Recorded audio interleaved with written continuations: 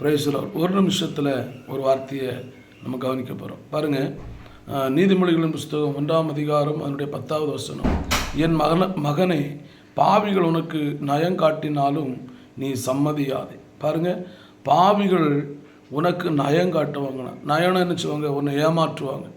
உன்னை ஏமாற்றும் போது நீ என்ன செய்யக்கூடாது? அதுக்கு சம்மதிக்கக்கூடாதுன்னா, அதுக்கு இடம் கொடுக்கக்கூடாதுன்னு இங்கே சொல்கிறாரு.